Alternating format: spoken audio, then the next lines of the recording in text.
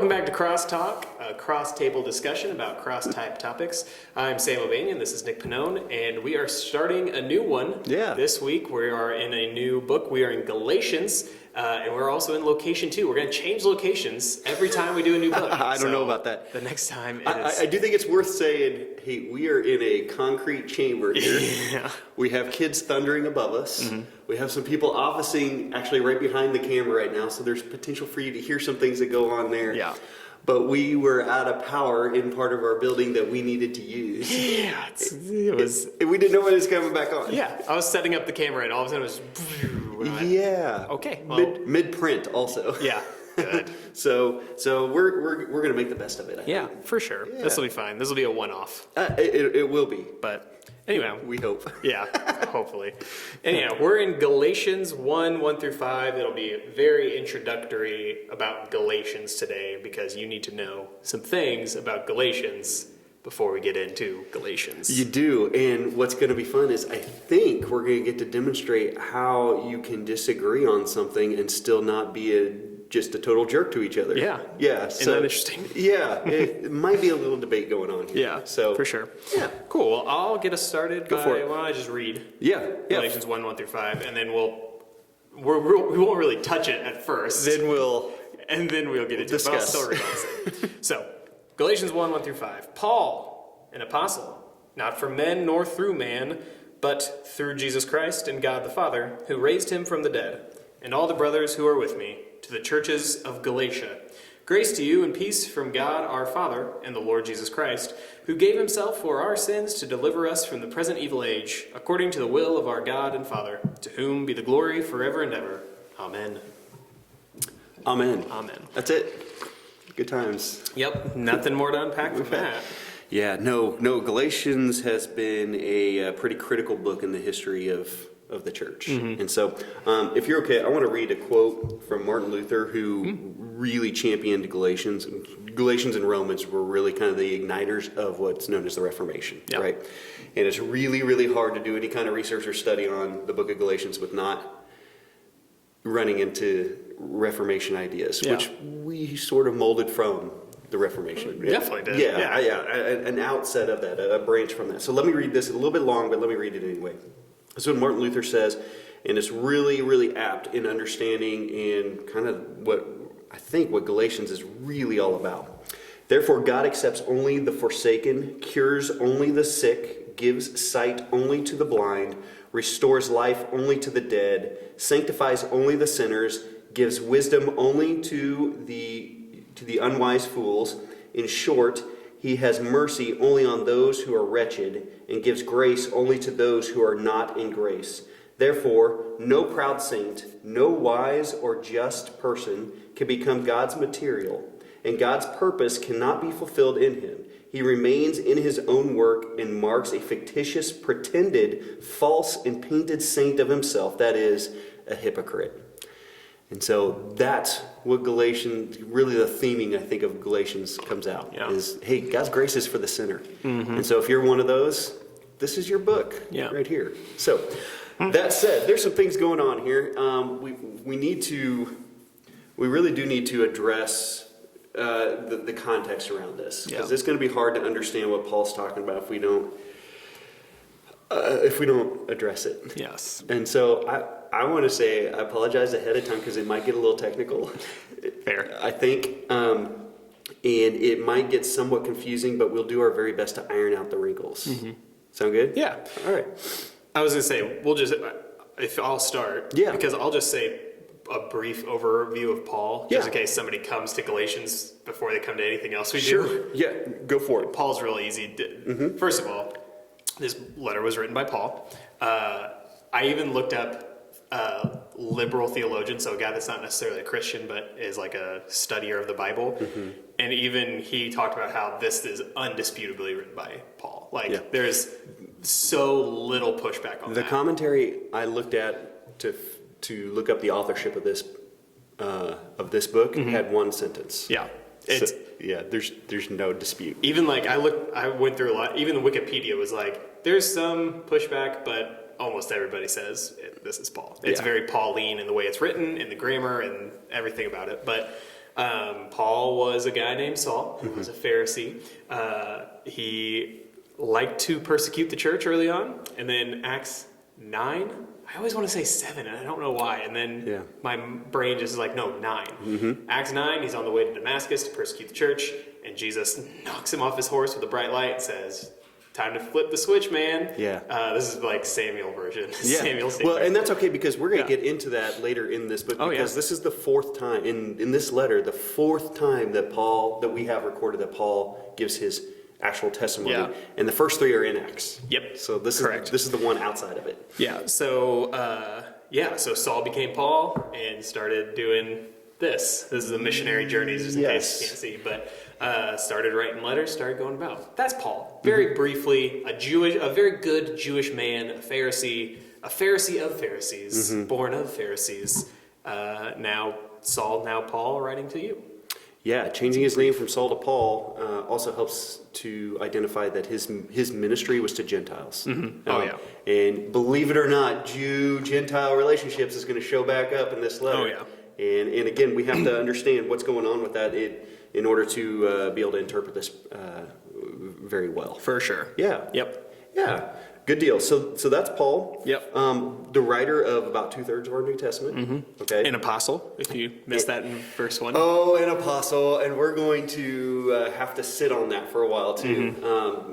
This is by and large a defense of his apostleship. And so heavily. And we're going to jump into that. We'll probably hit that just about every single session. So, okay, so that's Paul. Where do you want to start? Should we jump into Galatia?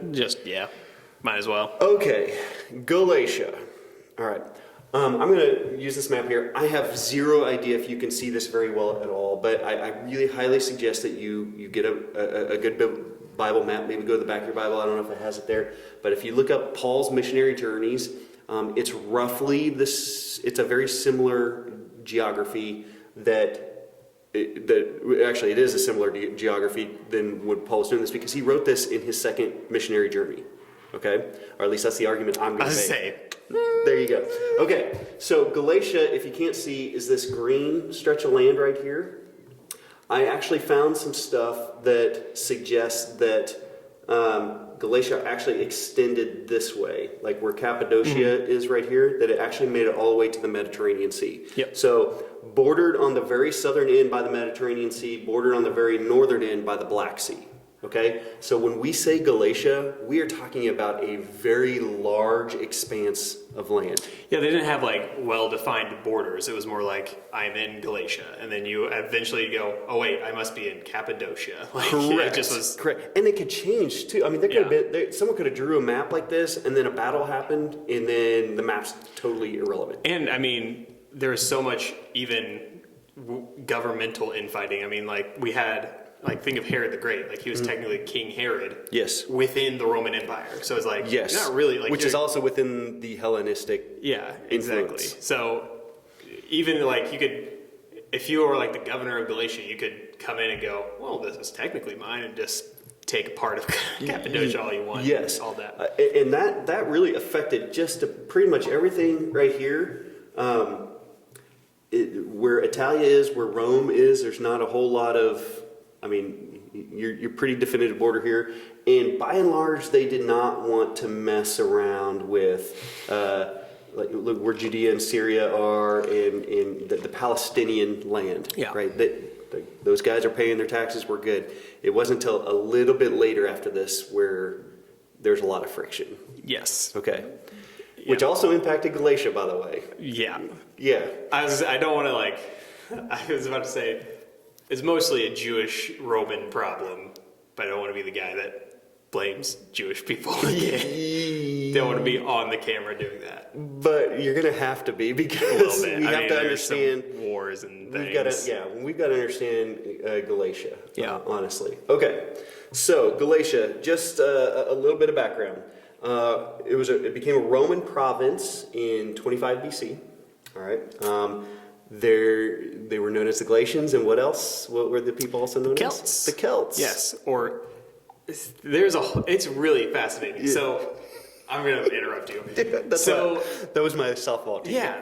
It's amazing. Like the Gallic people known as Gauls, because whenever I hear, he's the term Gaul, Gaul, I think of good old, movies about Rome, Gladiator talks about the Gauls. And north of Rome. It'd be like... Or even France. Yes. The Gauls of France. And you don't think of anything else, but Gauls were a fancy word, Indo-European, group, and they extended basically from this point north was just all Gauls all the time, with little sprinklings within, but then a huge swath of Gauls in this area. And it's just so interesting because I've never put those things together. Gaul became Gallic, which became Galatian, but also became Gaelic, which is also where the Gauls were in Ireland, Britain, Scotland, and all that. So you speak Gaelic, you're speaking Gallic, which is Gauls, Celts, all that stuff. And it's also why we can begin to understand Julius Caesar beginning an invasion to the Gauls. You invade the Gauls, control the Gauls. You've become the world power. Yeah, the world power, which is essentially what happened for a hot minute in history. So for sure. Yeah. Good deal. Okay, so like we said, Black Sea to the north, Mediterranean Sea to the south. It's very, very interesting because Galatia never really stays like Galatia is. It is a constant mold where it is. So a few years after Paul visits through Galatia a couple different times, no matter where we stand on this, even after he wrote this letter, Galatia changes form. So in 74, this is 74 AD, right? Which would have been after the fall of Jerusalem, after the fall of the temple, Rome kind of doing its Roman thing. Galatia actually shrinks in size, so we lose part of the south. Cappadocia becomes a bigger deal, and Pamphylia becomes a bigger deal. And so does, I don't know if you can see it on the map at all, but Phrygia becomes becomes a very big deal. Ultimately, as that's all happening, Asia just sort of takes over, okay? Yeah. Ultimately. But that's in 74. We have another shrinking of Galatia, again in 137. And then in 297, we have basically this part up here. That's Galatia. We've moved them all up here. Yeah. Okay? The way that all of this sort of took over in what they were doing with different forts and different sections of land. So we say that because I think that impacts how we understand who Galatians is written to. Yeah, for sure. Yeah, good deal. Okay. Where Galatia also is a big deal is Paul visits Galatia in his first missionary journey. Again, I highly doubt you can see this on the screen, but look at a good map. These black lines is his first missionary journey, Acts 13 and 14, okay? Where everything sort of starts in Antioch of Syria. Yes. We need to clarify Syrian this, Antioch. because there's Antiochs everywhere, and I'll tell you why here in a minute. It's like Danville. There's Danvilles everywhere. Or Springfield. Springfield. Yeah, there's Rossville. There's a lot of Rossvilles. There are always tiny. I have family that live in Rossville. I have family that live in Rossville, Illinois. Look at you. So we start out in Antioch. We go to Cyprus. Cyprus is a big deal. It's where the book of Titus is written to. Not Titus. Excuse me. Titus was written to Crete. But Cyprus... How could you make such a horrible mistake between the island of Crete and the island of Cyprus? Sorry to all my Cretan friends. Horrible. I'm sorry. Those Cretans. But we come up to Perga in Pamphylia, right here. And then we're going to places like... there's Seleucia's up here, but it's also what becomes Antioch of Pisidia. Yes. Pisidian Antioch. Pisidian Antioch. Okay. So we're also visiting Iconium. We're also visiting Lystra. And we're visiting a weirdly named town, Derbe. Yep. Yeah. And then making our way back to Syria, where... Literally backtracks. Yeah, backtracks, kind of goes back through everything. But in each of those four cities in Galatia, Pisidian Antioch, Iconium, Lystra, and Derbe, Paul establishes churches. Okay. He visits again later on in his his third missionary journey, his second missionary journey. That's what it is. His second missionary journey, only this time he takes a northern route and he goes through, starts in Derbe to Lystra to Iconium, then to Pisidian Antioch. I think if they have the hardest time seeing one, it's going to be the purple one. It'll be the purple. The second one is very faint. Even sitting here, it gets real faint up this way. Correct. So get a map. Exactly. So we're saying this, that he revisits these places, okay? Yeah. And we'll talk about each of these individual cities here in just a little bit to give some idea of who it is that we're talking about. Mm-hmm. Okay. That first missionary journey, I have the dates on this. Where'd I go? I lost my dates. Early 40s is what it was. Yeah. I can give you a window. Well, it's on the stuff that's going to be printed after we're done videoing here. And matter of fact, I have a timeline of all of this stuff that's about yay big. You gave that to me. It's in my office. So you should have just told me. Right here. I just didn't have one printed off, but it's on my computer. I'll put a link on the video. Mm-hmm. Take that, use that for whatever it's worth. If you take it and use it, let me know, because I spent hours on it. And it lets me know that it wasn't a waste of time. So that's what he's doing there. He does his second missionary journey somewhere around 47, 48, 49, mm-hmm. right in there. Okay, that's when I'm going to argue that this letter was written. Mm-hmm. All right, you're going to argue a little bit later. Yep. Which would have been around his third missionary journey, potentially when he's actually in these cities again. Yeah. Okay, but writing to a different part of Galatia. Yes. All right. Agreed. Okay, so that was the real fast overview of what Galatia is. What Galatia is. Yeah. We're east of Asia, and we're north and west of Judea and Syria. The province of Asia. Fair enough. The province of Asia. Okay, between the Black Sea and the Mediterranean Sea. Mm-hmm. All right. So we're writing to the churches in Galatia according to verse 2. Yes. Okay, this tells us a couple things. All right. One tells us there are multiple churches in Galatia, right, which we already knew from Paul's first missionary journey. Yeah. The second thing it tells us is that this letter is meant to be shared. And potentially the way that that's being shared is that it's copied. So we have copyists. Mm-hmm. We have scribes that are copyists. Okay, there's no Xerox machines or photocopy machines or printers. Okay, it's kind of like what we experienced this morning. And then they would send that on with someone else, and they would go share these from town to town, church to church, and maybe even outside of Galatia, for all we know, for how that's going. Okay, there was a significant difference between northern Galatia and southern Galatia.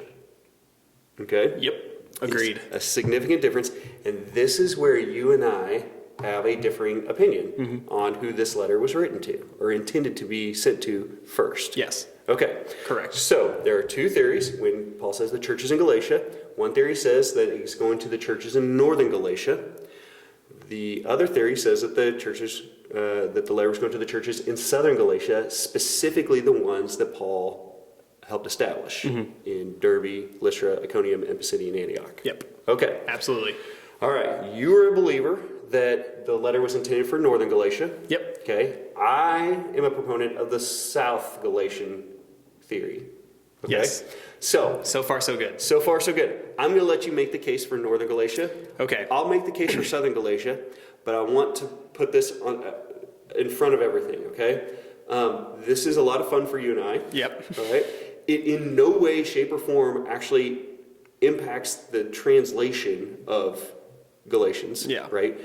If you're right, we still understand Jesus as the Son of the living God and the one who was resurrected to defeat, or let's say, defeat sin and fulfill the law. Mm-hmm. Okay?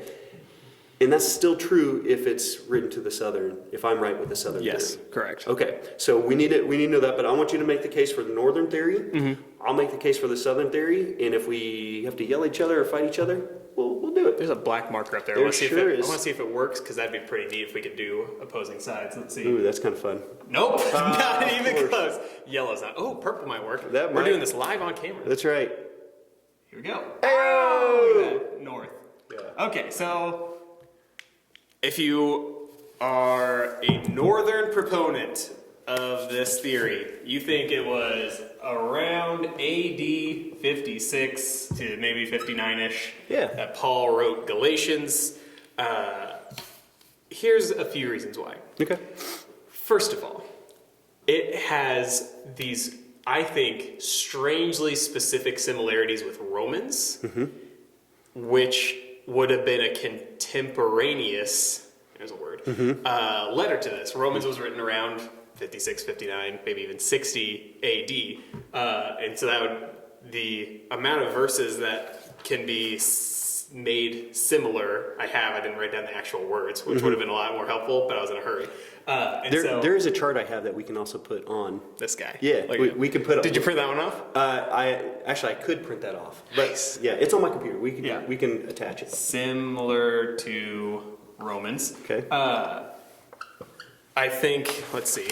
I gotta look at my notes because I wrote all this down. Yeah, frantically. there's a lot of stuff. Yeah. Okay. So that is as important to me as the lesser similarities it has with Thessalonians. So Thessalonians was almost undisputably one of Paul's first letters, if not his first letter. Like it was written really early.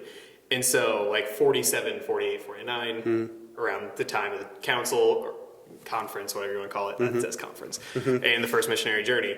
And I know there's not a ton, even I think Greek-wise similarities. And when you say council, you're talking about the one in Acts 15. Yes, Acts 15, Jerusalem Council, regarding the Gentiles' need to live Jewishly. Yes, specifically circumcision. Yes, which, that's one of the problems is people go, well, this whole book is about that. And so all of Galatians is like, why, like, you do not need to get circumcised. Like, what are you doing? I think people who are tuning in are going to get tired of us talking about circumcision. Probably. Yeah. It's fine. Yeah. So, that's kind of the question is, was this before or after the Jerusalem Council of Acts 15? And South Galatian theory is kind of, I don't want to step on your toes a little, it's either says it's before or directly after. So it's like, he is either, I even read one guy that was like, he was on his way back when he wrote it and he sent it like backwards because he was, and we see this because Paul seems angry. He's basically calls them like, what doesn't he call them, like, you simpletons or you fools or you Galatians of, oh, foolish Galatians, that's what I was looking for. And so it's like, man, Paul's angry, and it's usually, well, he's young, because it was for the South Galatian is like, oh, he was young and he was red hot from this interaction he had with Cephas about all this. That's Peter. But to stop stepping on your toes, It's okay. I think there's more than one reason to be angry. I think this is more of an older Paul writing to churches that have basically no excuse to be still battling this because this has been a decision that has been handed down for decades. And this is some of the first places that he ever visited, right? Galatia. In Galatia. I'm not going to write that down. But so I think this was well after the council, and that's why he's so red hot, is because he's like, you shouldn't be dealing with this anymore. Okay. I think Paul tells the southern Galatian churches face to face about the council. And I get that from Acts 16, where it's right after the council in Acts 15, and it says Paul came also to Derbe and to Lystra, and that's where he meets Timothy. And then he says, it says in verse 4, as they went on their way through the cities, they delivered to them for observance the decisions that had been reached by the apostles and elders who were in Jerusalem. So to me, he hears the council decision, and then he goes to southern Galatia and gives that face-to-face, hey, remember how we had that whole discussion about circumcision, Jewish life, all that stuff? Don't worry about it. Face-to-face encouraging. Why I continue with this idea is then it keeps going into the Macedonian call where he feels led to go to Macedonia to preach the gospel, which is this way. It says that he was unable to go into Asia because of the Holy Spirit. And so from Derbe and Lystra, he goes to Phrygia and Galatia. And so to me, that is why would you separate Derbe and Lystra from Galatia? I think that is a purposeful separation by Luke's part to say he went to both Derbe, Lystra, and Galatia. That's a personal reading more than I have kind of a fact about it. But the idea that Luke's differentiated from these is telling. So I think this is where Paul visits northern Galatia. I don't think he goes all the way to like the Black Sea or anything, but Sure. he knows there's people here that believe. So he goes north Phrygia to Galatia. It's around here when he starts going this way that he gets the Macedonian call. So they go to Troas and then to Macedonia. So that's an argument that they went north into Galatia, I think, based on Acts 16 when he gets the Macedonian call. So let me see. Some say there's no evidence that Paul or Barnabas established churches in North Galatia, but I think this strengthens the argument for North Galatia because of verse 6 in Galatians where it says, I'm astonished that you are so quickly deserting. So if that would make sense if it was South Galatia 47, 48, because he had just established those churches. Man, you're really quick to just jump ship. As opposed to, these churches are just getting set up at the second missionary journey, and so they are quick because they are just getting established, but it's closer to that 56, 59 date. So I think that can benefit both of us. Like that's the amazing thing about the Bible. Both can work. So I stopped writing, and now I feel I have this hanging over my head. It's okay. So then the other... So they're dealing with, so I think that's why Paul's mad, because he's dealing with this new church that's like, okay, you've had this has been a teaching for a decade. I can't believe you're flip-flopping because of something that's already been said and done and figured out. And so I think the big issue for these people are that they are Galatians. They are Gallic Celtic people. And the religion of this region, especially in this time, was wildly syncretic. Synchronism. So the Gallic people, you can find similar gods in France and Spain, Basque, which is in northern Spain, and Britain. And so all the Gallic Celtic people kind of had a very similar pantheon, but as with the Sumerians, they kind of melded with a Greco-Roman pantheon, including a Hittite pantheon, a Luwian pantheon, which is south of Galatia. And so they have this kind of religious backbone of just taking everything at once, which again, I think when you're foolish, you're flip-flopping, you're going back and forth, I think that plays into who they are as people. Like that's their character. That's what their religion in North Galatia has been. And so I think also the majority of the Gallic people settled north to central Asia Minor, which is where they get their name. And so it makes more sense why it would be in the north, tend to be in the north. And then finally, this is the last bullet point I have. I think it makes sense why Paul has to vindicate himself and his credentials of apostleship, because he did spend some time in Galatia, but not a lot. And so when he hears what's going on there, it's more likely that and this is not for nothing, this part of Galatia tends to also be a little more rural and smaller. There's not a ton of huge cities, and it's spread out and it's wide, and so there is more opportunity for people to go, well, I don't know who Paul is, but I've heard this gospel thing. And so I think his need to say, I am Paul, sent from God, not by man, is a necessity because of he visited there, but he didn't establish the church. He didn't spend as much time there as this southern spot. So he has to go, look, you might not know who I am, so let me explain my apostleship to you, and that's why. So that was a lot of me talking about Northern Galatia, but that's why I think I'm going to finish by writing a couple things down. That's okay. But you can start if you want. I will, and then I'll write some things down too. Okay, so to speak into that, I want to make this very, very clear that the reason why we are spending a lot of time on this is because we believe that the Christian faith is a historical faith. Okay, so this isn't all for naught. All right, this isn't just worthless debate. Yes. Okay, We don't want to waste our time either, but we believe that the Bible is historical. Yeah. Okay, and we also believe that Acts has a historical nature to it. Yeah. While we can't line up everything perfectly, and we have to we have to do some work in order to make things make sense. Okay, we still believe that God acts in history, and He has acted in history the same way that He potentially acts here. Okay, today. All right, so I'm a proponent of the Southern Galatian theory. All right, that Paul's writing to the churches in Southern Galatia. Okay. Hopefully you can see that. I went pretty low. It's all good. I should have started higher. Yeah. We'll do that. You got the good. We'll do that. Good spot. Okay. So this means that I actually think this is his first letter. All right. So this would be 80, 47, 48. All right.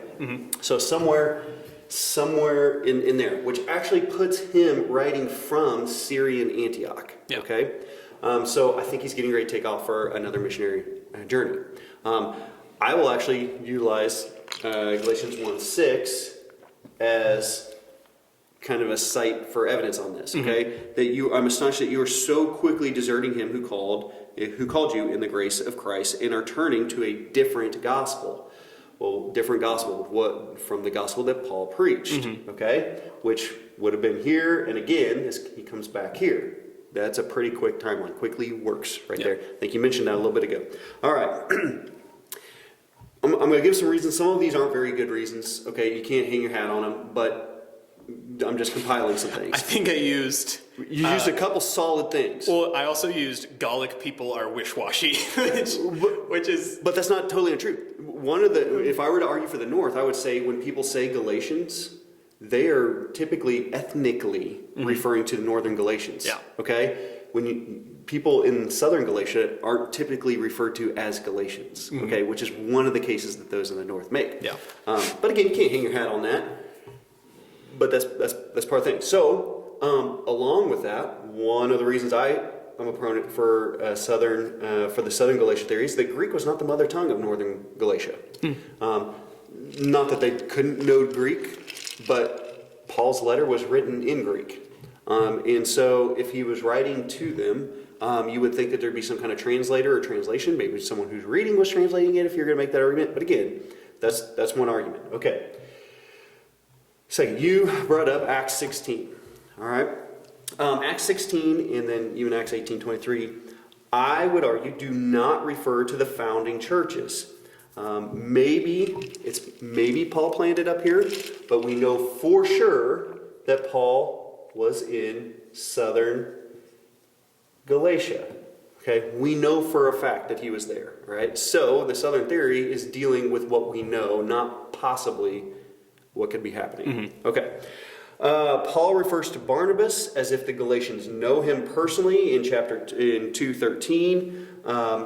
We know that in his first missionary journey, Barnabas was one of the guys that traveled with him. So I don't know why he would mention Barnabas to anybody in the north, because we really don't know if Barnabas was up there.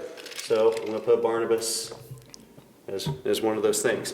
In Acts 20, verse 4, Southern Galatian churches contributed to the offering in Jerusalem. We know that Paul wrote several, especially at the end of several of his letters, that he was collecting an offering to take back to the church in Jerusalem because they were really suffering, which is one of the biggest pieces of evidence that God exists in Jesus Christ is for me, because he's asking Greeks to help out the Jews. That doesn't happen. Okay? But sorry, I just love that quick aside. By the way, this is a huge argument. This is an apologetic argument. But we do know that these churches were involved in that. Okay, so we know that they were kind of part of the early establishment. Yes. Okay. Let's see. Paul's missionary effort was focused on main cities and trade routes. We know this because we have all of these squiggly lines here. Derbe, Lystra, Iconium, and Pisidian Antioch are the definition of main roads and trade routes, which is why they were warred over all the time. So we'll put that as one of my Mean cities too. It's also one of the reasons I think that Paul wanted to get to Rome so badly. If we convince Rome, we potentially convince the rest of. Well, I heard that all roads lead to Rome.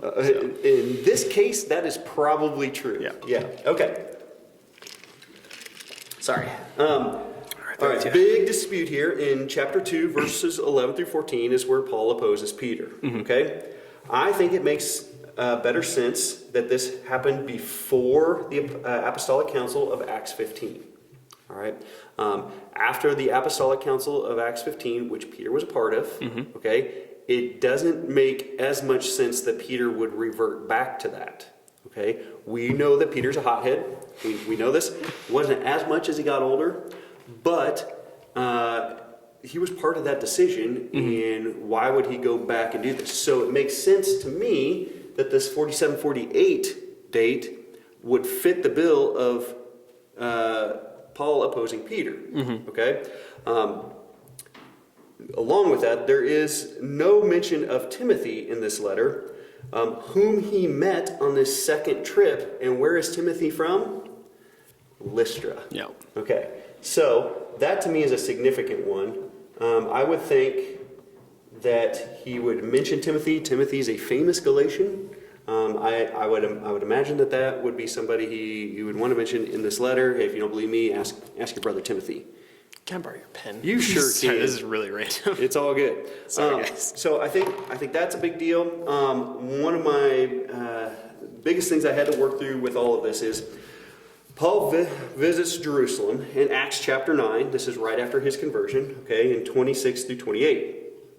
I think that in Galatians 2, 1 through 10, when Paul writes about how he was accepted by the apostles, defending his apostleship, right, fits better with Acts 11, 27 through 30, which means Acts 15 has not happened yet.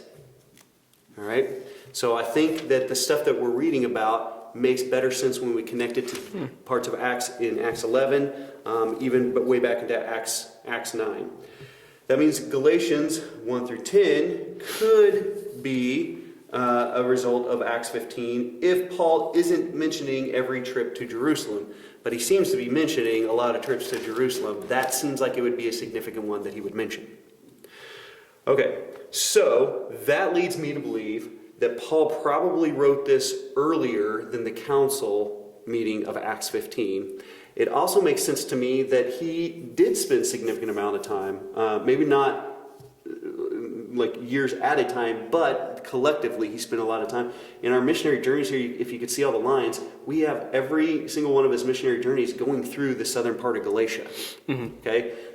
So there was something to that. There was significance to that this really was near and dear to him. And to me, that would be part of why he was frustrated. And I would also use his youth. I think there's some insecurity that comes out here in Paul. And I mean, it would make sense why he feels an attachment to Southern Galatia. He was from Tarsus, which is like, is it 100 miles from Derbe? Maybe. Yeah. Like that's like that's not even a huge trip. Like, Right. He's from there basically. Like he's borderline Correct. a province of Galatia. It gave him a reason to stop by home every time. Yep. Yeah. Oh, okay. So that's how I make the case that he's writing this. To me, the Southern theory is based on what we know. The Northern theory is based on what could be. Some missing parts. That would be my case. Yes. Okay. I wonder. Here we go. Ready for this? Let's do it. Quick counterpoint. Yes. And feel free to counter my counterpoint. Yes. Here's what I think. The trade route into the main. Actually, let me start at the top of the different arguments. The Barnabas one for me. So Barnabas and him split up just before Acts 16, and Barnabas sails to Cyprus. Yes. Which is this one? Yes. Not this one. No. Yes. Cyprus is closer to Antioch. Yeah. So, again, it is arguing what's not there. There is that potential that Barnabas made his way to northern Galatia. There is potential there and established a church. Again, Acts 16, that's kind of one of my main points. But again, that's arguing what's not there. Sure. Because we don't know if that's true or not, but he does mention Barnabas, so maybe that's a little bit of what I think where are we at? Galatians, when he's talking about Cephas, and he goes, so that even Barnabas was led astray. Mm-hmm. I think that is a highlight to the Galatians. Like, you know this Barnabas guy. Like, he's the one that came and preached to you. Like, even he was led astray by these people. Anyhow, I would argue that the northern Galatians wouldn't care about Timothy as much. Because while he is from southern Galatia, he is a Greek and a Jew, primarily of birth. And again, if we're talking ethnically, the northern Galatians are a separate kind of ethnic So for me, that makes my argument, okay? Because a large part of what he's arguing here is do not go back to the Mosaic law, circumcision. Yeah. Okay? Circumcision, which we know that these three of the four, we don't know a whole lot about Derbe actually, but we know Lystra, Iconium, and Pisidian Antioch were very heavily influenced by Judaism. Okay? To the point where they circumcised Timothy, like... He had one Jewish parent and one Greek parent. Yeah. Yeah, and so he said, let's circumcise Timothy. So that would be my argument why it was written to Southern. My only problem is he's going around, like in Acts 16, he's going around saying, hey, guess what the council decided? Let's circumcise Timothy. But you don't have to do that. And so that's why, like, that confusion to me is like, hey, this is still a hot button topic, even though the council decided, so we're going to circumcise you to have you in this sphere and be respected by these Jewish people, which has, I don't think, for me, it doesn't have a bearing on what northern Galatia would be thinking about Timothy. That's fascinating. So, okay. And then the last one I was going to say, the trade route in the main cities, going along with, and this is a happy coincidence, this doesn't fold into my argument at all, it just happens to be this way.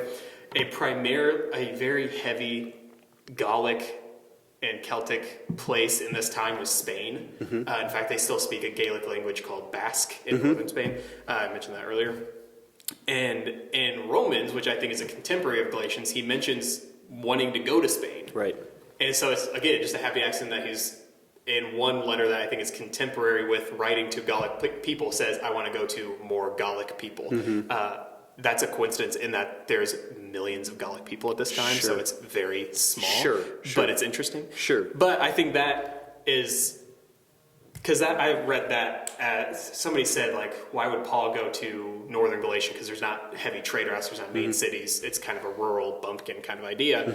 And that was the counterpoint to that was, well, he's planning on going to Spain, and Spain's way out of the picture. Like, why head to Spain? And I'm not arguing that he's not wanting to go up there at all. As a matter of fact, it's really, really hard to read Acts and not understand that he did at one point go through. We don't have any details of what happened in there. And that's one thing I didn't bring up, which was an argument somebody made, and I was like, I'm not going to say that because this is the pinnacle of arguing what's not there. Their argument was, we can't read Acts and assume that he only went on 3 journeys. And I went, I would make a case there were 4 because of his trip to Rome. I would count that as a journey. Well, their argument was that these were the 3 that Luke participated in or saw, or just he wanted to highlight the really important parts for Theophilus. And I was like, I see where they're coming from. And that's like, I agree that the Bible isn't a perfect... I know what you're saying. I know where you're going with this. It is perfect, yeah, but it's not a complete documentation of everything that happened in Israel. It's not meant to be a documentary. Exactly. Right. It's a thin red line to how we get from sin to redemption. Correct. And so it is possible that there is more that Paul did. I mean, we don't know about like Paul's daily ins and outs, but that's arguing a lot of... Correct. A lot to help. You need a lot of faith in that argument. However, so all that to say... Well, okay, so my to me, the biggest point is the similarities between Galatians and Romans, okay?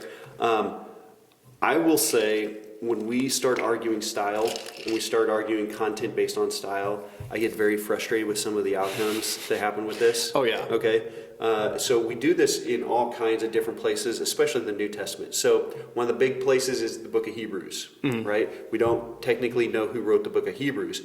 Early on, I'm talking about like second, third church, second generations of the church, they just talked like it was Paul that wrote it. And then later on they go, well, this isn't Paul's style right here. I would argue Paul's not stupid. He can write however or whatever he might need to write. Okay? So I think that it doesn't have to be, the dates don't have to be so close together in order for us to make the argument that that's the reason they're similar. Yeah. I think he can write to Rome and to Galatians, or to the Galatians churches, and still write about similar things, even though the time's a little bit differently. For sure. Yeah. And I mean, you got to remember that Paul's still a person. Like, you know, he's still going to have emotions and different feelings and how he remembers. And I mean, if he wrote Hebrews, I think he knows what audience he's writing to. And so like, if he's writing to Romans, he's going to write differently than if he's writing to Galatians and Ephesians. So now, I'm not denying there's similarities. Yeah. So that's my thought is I think we have an example even from last time that when Paul is writing two letters, he tends to borrow from So when he wrote to Ephesians and Colossians, there's some similarities there in not only thought and process, but even one verse verbatim. And so I think you can make that argument that, it's fresh in my mind. I just wrote this to the Romans. So and I understand that argument. I'm not saying that couldn't happen. For sure. That's not saying it couldn't happen. But in the same vein, I'm saying, well, that doesn't mean it couldn't happen years apart either, because it's not about what am I writing right now. It's more about what's going on and what do I have to write to. If I wrote something now and then in 30 years wrote something again, you would be able to. I probably would still be using certain phrases. We hear this in sermons all the time. Yeah. Sometimes a phrase in a sermon fits 2 years later when you're talking about a different context. Yeah, totally. Okay, so those are our cases that we make. A couple things out of that. Again, I want to remind everybody that this is important only because we believe in a historical faith. Yes. Okay? If you got lost in the argument, that was never our intent to do that. Go do your own research on this. And it doesn't matter to us which theory you go with. Galatians is still Galatians. Galatians is still Galatians, and Paul is still worked up about something. Okay? He's really, really worked up about some of these things. But it also forces you to get back into Acts and to see how this all fits. And we do got to. There has to be logic to what we're talking about. And when the scriptures say let's reason together, I think it's for things like this. Yeah. Okay? God is a God of history as much as he is a God of our hearts and a God of our brains. Okay? And so that was a big deal. Also, I wanted you to see a way to debate an idea specifically in this season where two people disagree with something and somewhat passionately. Yeah. Okay? I mean, these weren't, we just didn't pull these out of the air. Okay? And go, okay, it's okay. It's okay for us to disagree with this, and even to take similar facts, Galatians and Romans, very similar, and understand it in two different ways. Yeah. Right? And come at it from a couple different ways on this. Okay. With that, I do want to address really briefly the cities of southern Galatia. Okay. If for anything, not just because I believe in the southern theory, but it helps us, I think, in understanding some of Paul's mission and his commission that he was granted. You mentioned in Acts 9. It's going to come back up again in Galatians. But also to have a feel for what's going on with this. So I'm going to start in the west and work our way east here. Pisidian Antioch is a Phrygian city. It was founded by, you're never going to believe the name of this emperor, Antiochus. It's actually Antiochus II. Okay. Part of the Seleucid family of emperors. Okay, I could do a whole thing. I have charts like this that I put together. Okay, so there were four main Greek names that were, in some five you can make an argument for, that were emperors over Greece after Alexander the Great died really, really young. Yeah. Okay, the Seleucid family was one of them. Antiochus happened out of this. Okay, so Antiochus II, who was reigning the Macedonian Empire from 261 to 245 BC. It became a Roman colony in 25 BC. This is when we started even establishing the rest of Galatia. Yeah. All right, so 25 BC by Caesar Augustus. This is kind of right at the beginning of when he's getting into his empire, his emperorship. There's a Phrygian temple to the moon god Men that's there. It is on what's known the Via Sebaste Road, okay, which is a major trade route. It was Octavian's objective was to turn Pisidian Antioch into the new Rome.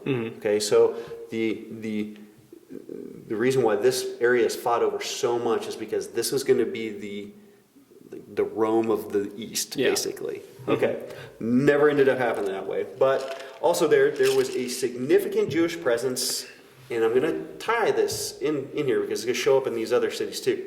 Extremely wealthy. All right, so a significant Jewish presence and extremely wealthy. And at that time, where there is a significant synagogue and a significant worship presence, a lot of times wealth and business followed. All right, we saw this in Ephesus. Colossae became that even sorta, but this is one of those places. All right, Iconium, which is this little guy. Yeah, little guy over here. Okay. Comparatively. Yes. This was much older. 3rd millennium BC. All right. Again, part of the important trade route. It was a little town loved by the Emperor Claudius. Claudius, for whatever reason, was all about Iconium. He fortified it. Okay, so it was a major military presence. And there was, by the way, Claudius was the emperor from 41 to 54 AD. AD 41 to 54. Right? So this would have been right after Jesus was crucified and raised again. All right. The church is just full swing. And also Paul coming here potentially right at the same time that Claudius is showing up. All right? Yeah. That's a big deal. There's also a major temple to the Greek god Zeus. Right there. That's a significant temple. Yep. When you hear gods Zeus or Jupiter, significant. All right. Lystra, this town right here. Lystra was founded 25 BC. It was a military outpost. All right. Again, very wealthy, very big Jewish presence. We have our guy Timothy there. Timothy, very famous, colleague of Paul. Paul put him in Ephesus, wrote several letters to him, and perhaps his very last letter to Timothy. Yeah. Also a significant temple to Zeus. Okay, so and a big trade route going on there. Then we get to Derbe. We know hardly anything about Derbe, except for it was an important stop before Iconium. I think of this Derbe much like Lyman, Colorado. Okay? When I'm heading to the mountains, there's nothing until I get to Lyman, and I know when I get to Lyman, I'm getting close.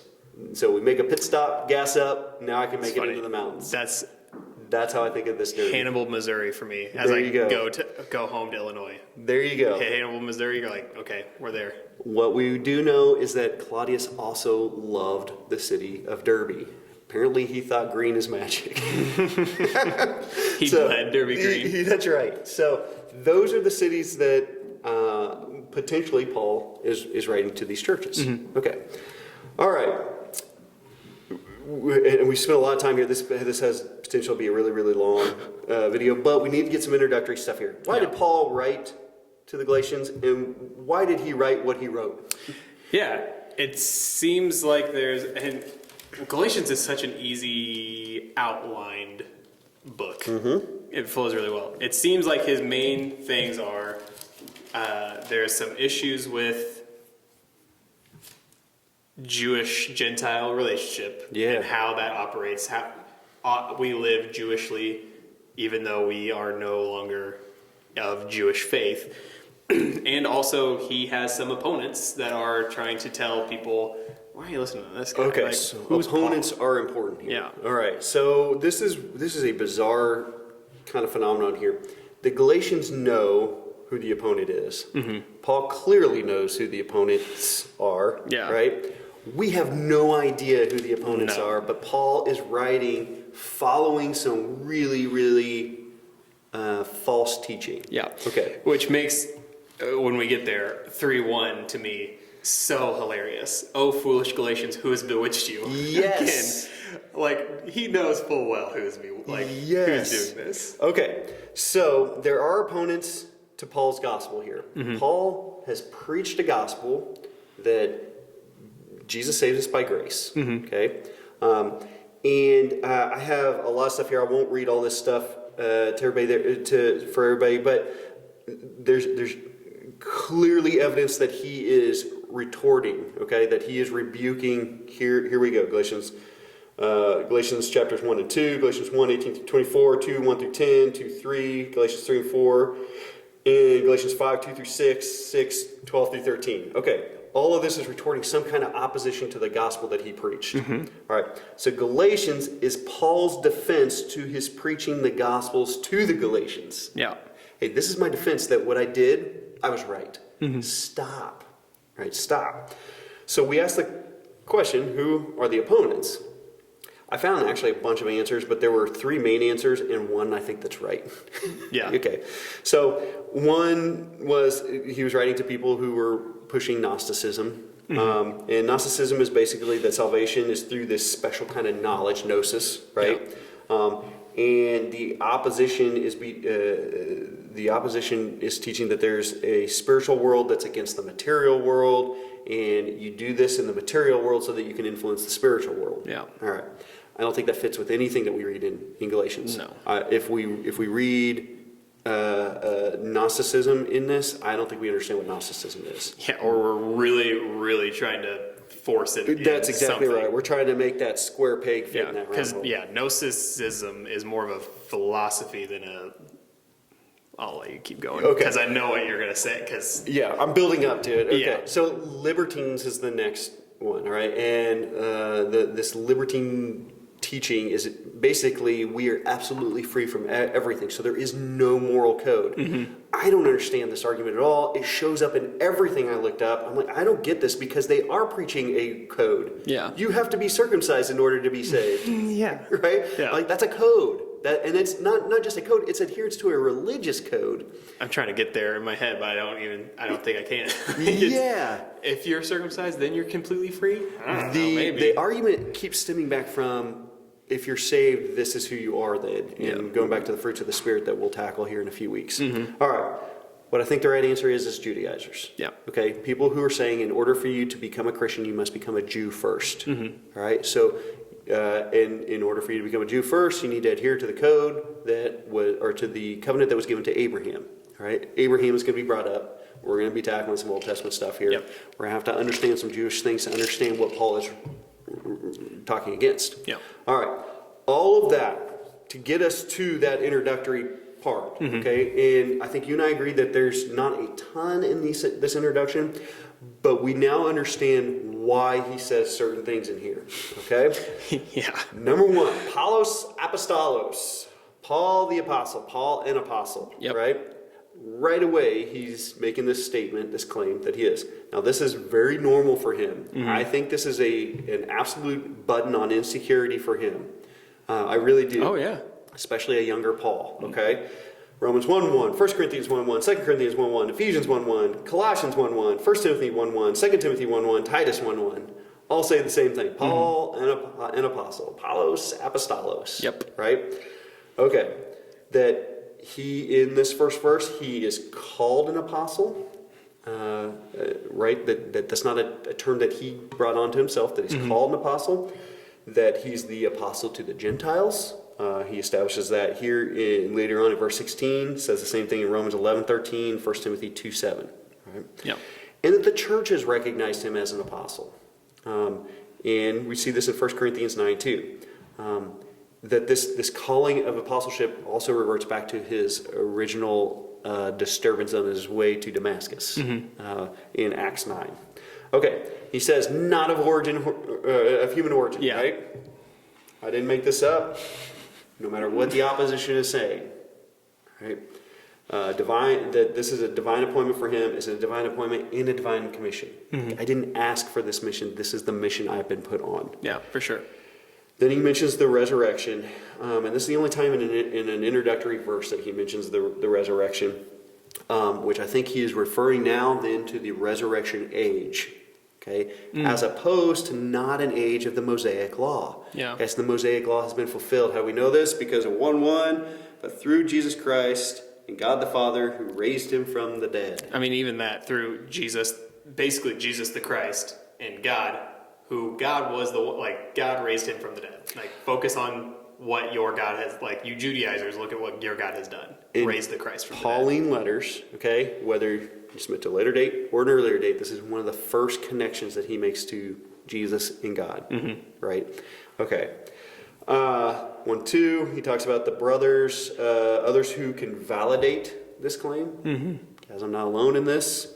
And then our big existential discussion we had on to the churches of Galatia.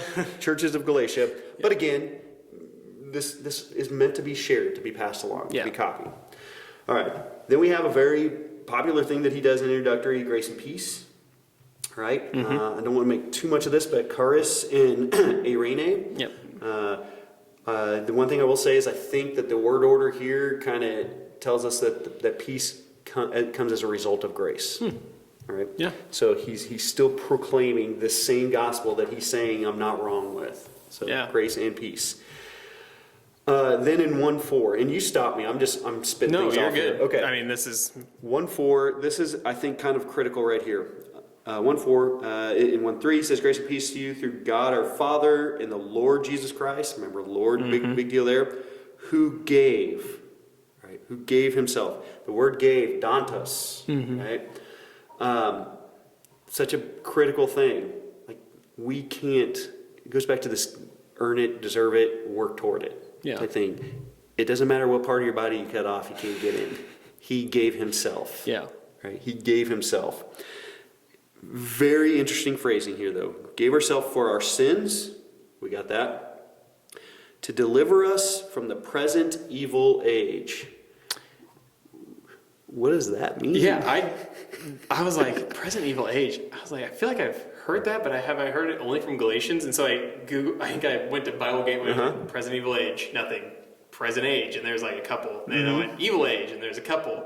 Like, that is such a strange combination for the whole Bible, let alone for Paul. It is, but I want to keep it. I want us to do our very best to keep consistent with what we're talking about, because he's making this is a defense of his apostleship. I have an idea. Sorry, that's keep okay. Going. A defense of his discipleship or his apostleship.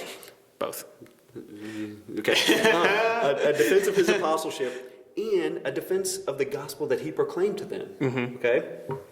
That Galatia is succumbing to an evil age by considering circumcision again. Saying, by you willing to do this, you're saying that grace wasn't it. That you're still going to participate in the evil age for which God has delivered us from through his son, Jesus Christ. Yeah. Through the Lord Jesus Christ. That this evil age, where there's a law by definition is a line of where you make a mistake. Okay? It defines our sin. It defines our rebellion. Okay, so wherever we draw the line, wherever we create a law, if circumcision is the law, if you're not circumcised, you are a sinner. You are evil. Yeah. All right. But that was fulfilled through Jesus Christ. The law was fulfilled. It wasn't abolished. It was fulfilled. Why are you going back to something that's already been taken care of? And I think that's a one quote from one person I read said that the cross of Christ represents the intrusion of the new age. I like the word intrusion. Yeah, that's good. Yeah. This is me spitballing. Yeah. Zero research. Total guess. Really dumb, probably. Evil age made me think what was going on in Rome at this time, that maybe even he was saying the present evil age. Here we go. Zero research. One Google search. In the Northern View, written 56-59, the current emperor would have been Nero, famous for massive and horrifying persecution of Christians throughout the Roman Empire. I want that to be what he's talking about so bad. I might be reading into that. Zero research. One Google search. We can make the same case that if you choose a later date, that this would be Claudius. Okay. 41. I'm trying to think. When was Domitian? Was he after later. Nero? Yeah, he would have been after that. But guess who was right before Claudius? Do you remember this? I'm trying to remember all the... Begins with a C, ends in Caligula. Oh, yeah. Caligula, famous for being insane. Yeah. Yes. He was assassinated. Yeah. He was assassinated under a bridge, basically what it was. And the Senate assassinated him. Yeah, man, I thought I was onto something, but then you just reminded me that basically all the Roman emperors hated Christians, so it doesn't really work out. Yeah. It's just some more than others. Yeah, Augustus, you could probably pull back from that a little bit. He was more about Rome than he was about anything else. Okay, anyway, I think this foreshadows what we read in Galatians 3 and 4, chapters 3 and 4, that the law is the old age and that grace is the new age. Right? And we're going to get into all kinds of law and grace discussions going forward. Yeah. So I would interpret this idea of that age being evil as the idea of clinging to the old. Yeah, I think that's fair. I think, again, reverting off of my my one Google search, I think that's the present evil age to me is understood as like, because Jesus said, apart from him, there's no way to the Father. Yeah. And so apart from him, there's literally nothing. Right. And so apart from him, it's just a present evil age. Right. So it's like there's one little branch that gets you away from it. And Right.